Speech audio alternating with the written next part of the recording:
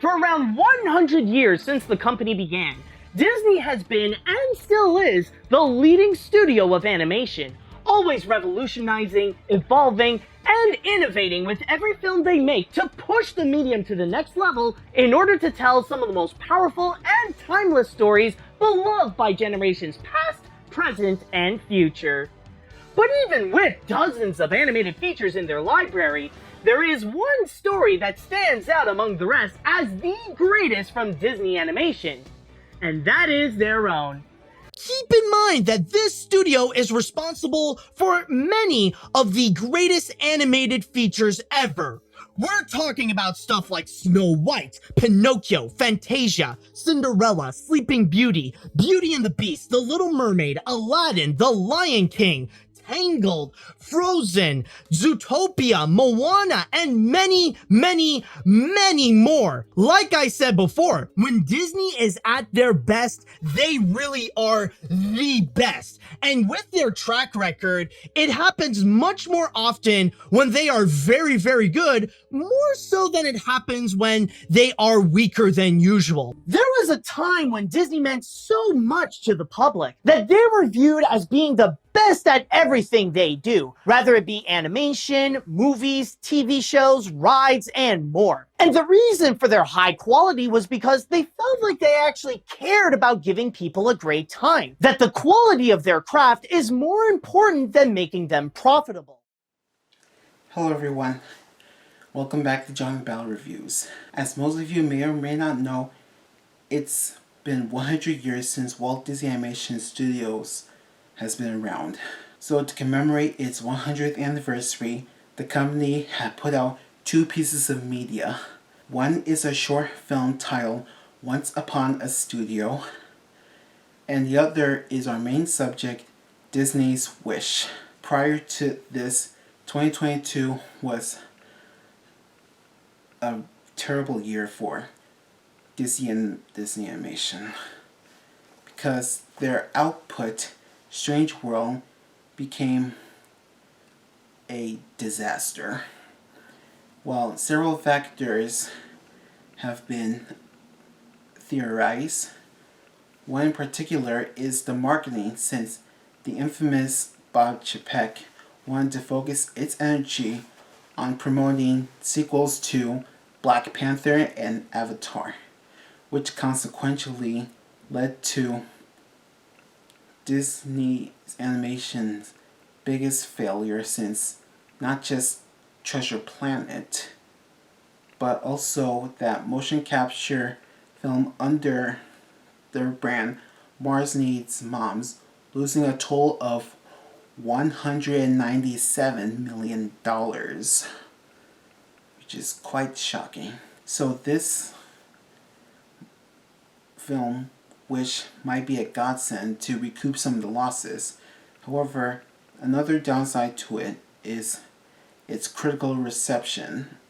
As you're looking on Rotten Tomato, critics have not been kind to this film, which not only did Strange World broke Disney Animation's winning streak after Bolt, but Wish is breaking its winning streak with the critics since Meet the Robinsons, and it's pretty grim at the moment. And in fact, with the recent announcement that Bob Iger would release sequels to Frozen with 2 and Zootopia with 1, things aren't looking so bright for the Walt Disney Company. But all context aside, how did this film do for me personally?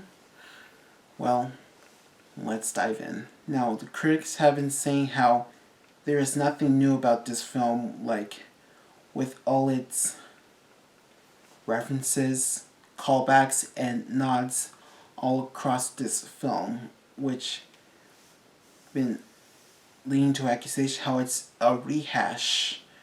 But for me, I do not see that at all.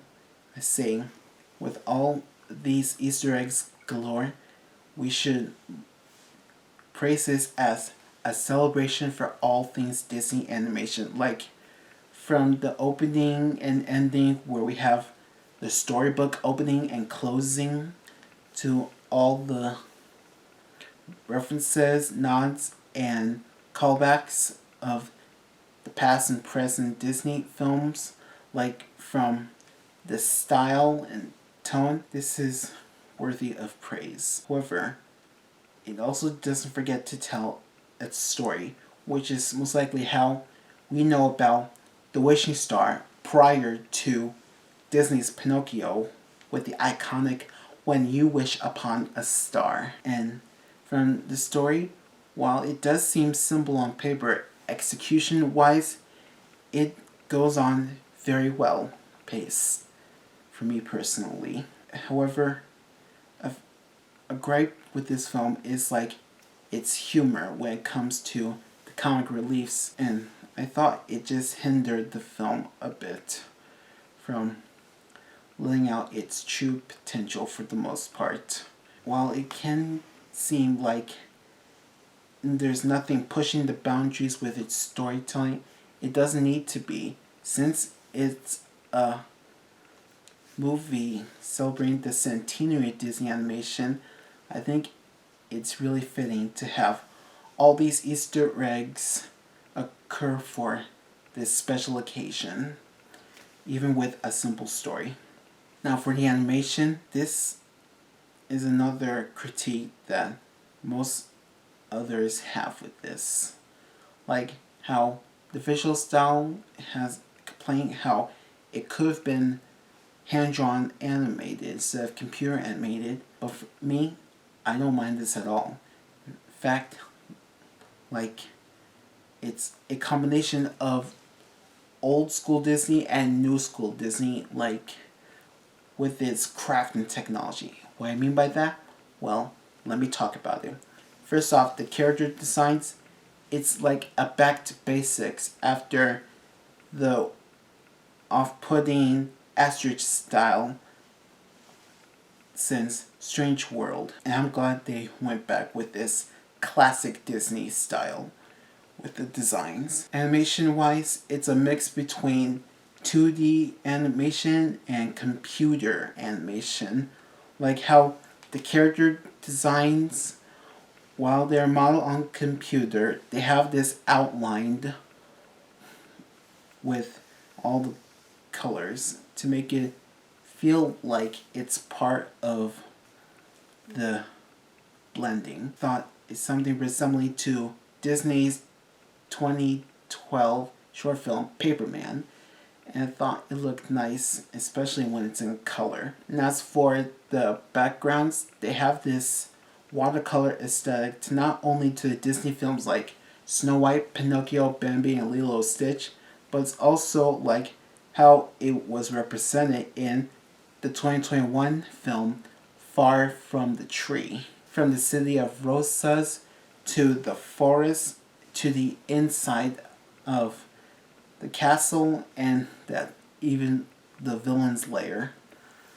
They look beautiful to the eyes. Also, the effects either from the stars' sparkling magic or the villain King Magnifico's evil powers, they are quite fascinating in this aesthetic with a mix of hand-drawn computer stuff with the effects. That's also a pure highlight for this. While this could have been a hand-drawn film, I think it was a nice mixture of the two mediums together and the closest to bring those aforementioned short films on the big screen. Now for the characters, these characters do have some similarities, but they are quite an enjoyable cast on their own. Starting off with Asha, she is the selfless heroine who wants to make sure that her people have their wishes granted, and she's like a black version of Mulan. King Magnifico is like a human version of Scar, where like just because he's the king, he can do whatever he wants, like protecting others people's wishes. Sidekicks like Valentino, his comedy is a required taste when it comes to his vocal performance, Alan Tudyk. There's not much in it. It's thankfully, it just hinders the film a bit. Star, yes, the wishing star. He's quite a fascinating character because not of his innocence, but also does not speak and only communicate through expressions and body language.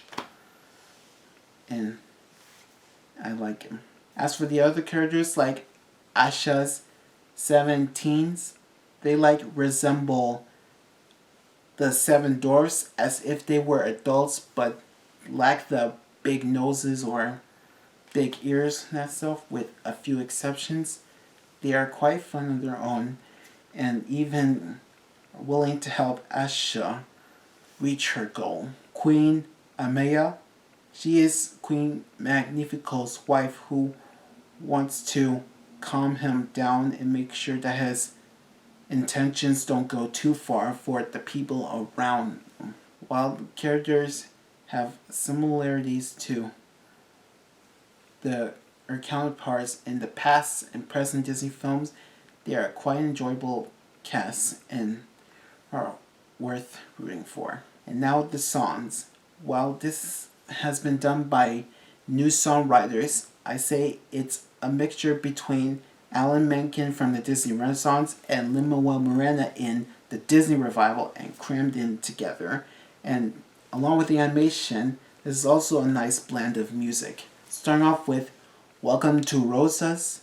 It's like Encanto's Welcome to the Family in Madrigal, but it does have this soft guitar feeling instead of the upbeat accordion tune to it, and it's rightfully good to set the tone. After that, we have At All Costs, which is a calm duet between Asha and King Magnifico before showing his true intentions, and this displays about people's wishes and if they should be granted or protected. This wish, it's the Little Mermaid's part of your world, but has an upbeat feel to it when Asha wants to help Hisabaya earn his wish. I'm a Star is this big colorful musical number where the forest creatures of Snow White or